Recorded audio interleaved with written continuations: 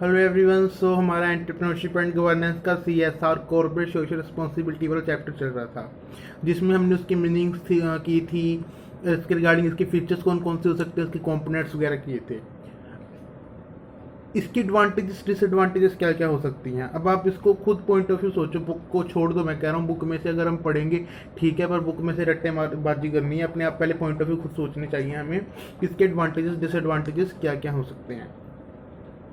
उसके बाद अगर इस चैप्टर की हम बात करते हैं, इस चैप्टर में इंपॉर्टेंट क्वेश्चंस क्या क्या बन सकते हैं। एक तो इसकी थ्योरीज हैं, ठीक है ना, थ्योरीज के बारे में हम बाद में डिस्कस करेंगे।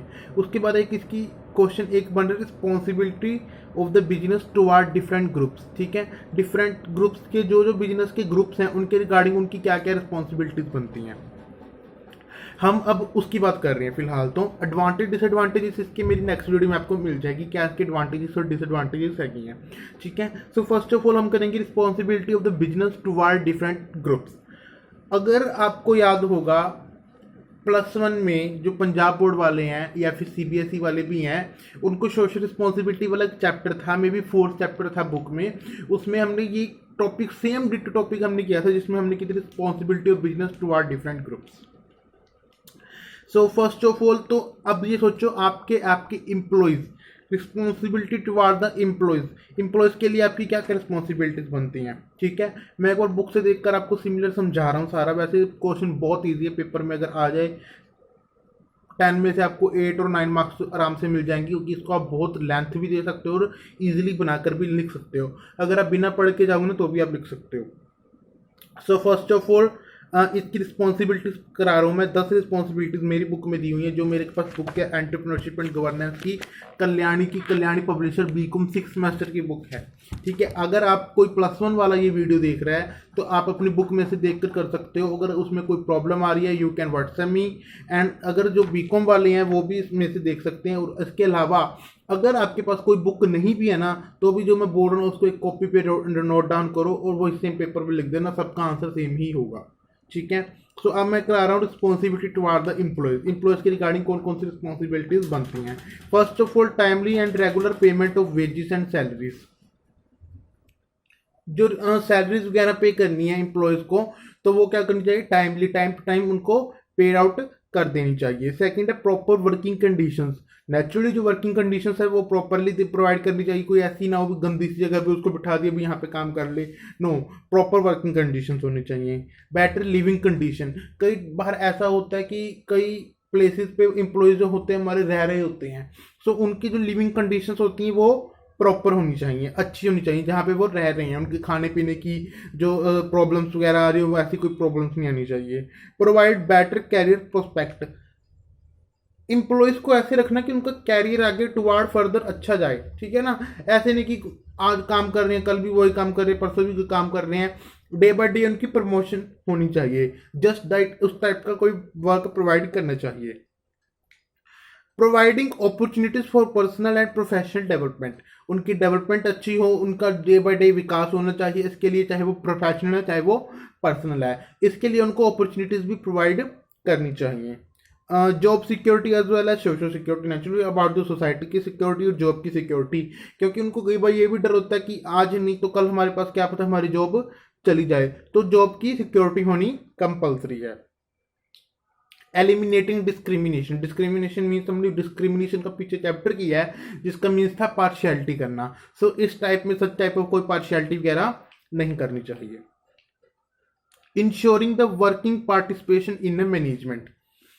अब आपको एम्प्लॉयज को एक विश्वास दिलाओ कि अगर मैनेजमेंट में कोई पार्टिसिपेशन करनी है, कोई चीज़ें हो रही हैं, तो आपको उनमें पार्टिसिपेशन का पूरा मौका दिया जाएगा। ये नहीं कि हर चीज़ में हम खुद ही बोलेंगे जो बड़े काम है। फॉर एग्जाम्पल अगर चीफ गेस्ट आते हैं, ठीक ना, उनको कुछ खास बात वगैरह करने के लिए हम अपने एम्प्लॉयज को मौका दें, या इन सब चीज़ों के लिए उनको विश्वास दिलाना चाहिए।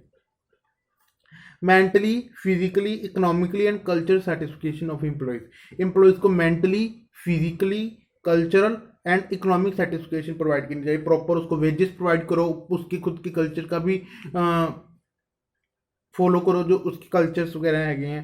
ठीक है, last is the motivation and offer the incentives for raise the performance of employees. उनको इंसेंटिव्स प्रोवाइड करने चाहिए क्योंकि वो आगे मोटिवेट हों। अब इंसेंटिव दो भी हो सकते हैं, मोनेटरी भी और नॉन मोनेटरी भी। बोनस प्रोवाइड कर दिया, वेजेस प्रोवाइड कर दिए, ये सब मोनेटरी फॉर्म में हो गए। और नॉन मोनेटरी फॉर्म में हो सकते हैं जैसे कि अब उनको हम प्रमोशन कर रहे हैं, उनको हम ठीक है उनको कहीं भेज रहे हैं, उनको एज अ हम कह रहे हैं कि आपने बहुत अच्छा किया, उसकी तारीफ कर रहे हैं, that is a non monetary motivation या नॉन मोनेटरी इंसेंटिव्स। ये थे बिजनेस की रिस्पॉन्सिबिलिटी टुवार्ड द एम्प्लॉयज। अब बनती है बिजनेस की responsibility toward the suppliers. Suppliers के लिए बिजनेस की क्या क्या रिस्पॉन्सिबिलिटी बन सकती है? सप्लायर्स के लिए बिजनेस की रिस्पॉन्सिबिलिटी बन सकती है कि giving the regular ordering for purchase of goods. Goods को परचेज करने का डेली ऑर्डर देना चाहिए। अब डेली ऑर्डर ये नहीं कि हमें सामान की जरूरत नहीं फिर भी हम ऑर्डर दे रहे हैं, ऐसा भी नहीं। बट ऐसा भी नहीं होना चाहिए कि उसको महीने महीने दो दो महीने कोई ऑर्डर नहीं दे रहे, या फिर आज इसको दे रहे हैं कल उसको दे रहे हैं। परमानेंट रखा होना चाहिए। Deal in fair terms and conditions. Naturally fair terms and conditions होनी चाहिए, ठीक है। फॉर एग्जांपल अगर उसकी जो पैसे हम उसको पैसे प्रोवाइड नहीं कर रहे हैं, उसको कोई उसको डिस्काउंट ले रहे हैं, या फिर आज जो पेमेंट करनी थी वो हम महीने महीने दो दो महीने बाद कर रहे हैं, नो। नेचुरली थर्ड पॉइंट यही आगे, टाइमली पेमेंट ऑफ ड्यूज। जो आपकी ड्यूज उनको time to time paid out कर देना चाहिए। Availing a reasonable credit period. Naturally है जो उनको क्रेडिट पीरियड है वो अवेल करना चाहिए। क्रेडिट पीरियड फॉर एग्जांपल कि अगर मैं कह रहा हूँ कि उधार सामान लेना या करना है, उसके लिए आप 2 दिन में हमें 2 लाख रुपए प्रोवाइड करो, जो 2 लाख की सेल की है, नहीं। अगर कोई बड़ी अमाउंट आती है तो बड़ी अमाउंट के लिए जो प्रोवाइड टाइम लिमिट है वो भी ज़्यादा होनी चाहिए। ये थे हमारे सप्लायर के लिए। Next is responsibility toward the customer. Third point बन रहा है, पहले हमने एम्प्लॉयज के लिए किया, फिर सप्लायर्स के लिए, अब कस्टमर्स के लिए। कस्टमर्स के लिए क्या होना चाहिए? उनको सेटिस्फेक्शन हो, ठीक है, उनको अच्छे से प्रोडक्ट प्रोवाइड किया जाए, एडवर्टाइजमेंट का सोर्स अच्छा हो, बेटर सेल सर्विस हो, आफ्टर सेल सर्विस हो। इसमें भी यही पॉइंट्स लिखे होंगे। First point is the product and services must be according to the requirement of the customer. Customer की रिक्वायरमेंट के अकॉर्डिंग जो प्रोडक्ट एंड सर्विसेज हैं वो प्रोवाइड करनी चाहिए, उनकी क्वालिटी अच्छी होनी चाहिए। दूसरा पॉइंट, थर्ड पॉइंट है रेगुलरिटी ऑफ सप्लाई। ये नहीं है कि 2 दिन सप्लाई की है उसके बाद थर्ड डे कोई कस्टमर आ गया, हमें ये चीज़ दोबारा चाहिए, आज है नहीं साढ़े को, नो, ये सब चीज़ें नहीं होनी चाहिए। Affordable price. प्राइस जो है वो अफोर्डेबल, जो कस्टमर अफोर्ड कर सके ऐसा होना चाहिए। ऐसी नहीं कि कोई ऐसी चीज़ हो जिसके प्राइस बहुत ज़्यादा हाई किए गए हों। After sale service. Naturally after sale service तो हर बिजनेसमैन को प्रोवाइड करनी ही चाहिए। Correct information to the customers को करेक्ट इन्फॉर्मेशन तो बतानी चाहिए। ऐसे कि कई बार इनकरेक्ट इन्फॉर्मेशन बता देते हैं, जिससे क्या होता है उनको इनकरेक्ट इन्फॉर्मेशन से उनको क्या कहते हैं भी वो चीज़ तो ले लेते हैं पर बाद में उनको वो सर्टिफिकेशन नहीं मिलती, कहते हैं कि हमें बताया कुछ और बिना कुछ।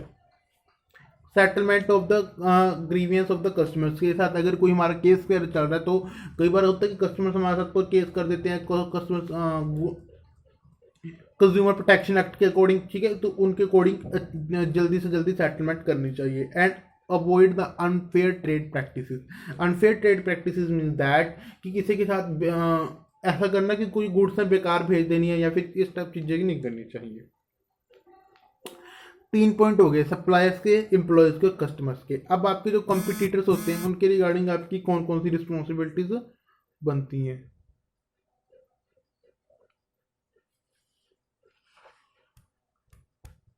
हाँ जी। सो अवर नेक्स्ट पॉइंट इज कि हमारे कंपटीटर्स के लिए हमारी कौन कौन सी रिस्पॉन्सिबिलिटीज बनती हैं। कस्टमर्स के लिए सॉरी कंपटीटर्स के लिए हमें बनती है कि not to offer exceptionally high sale commission to distributor और एजेंट। कई बार क्या होता है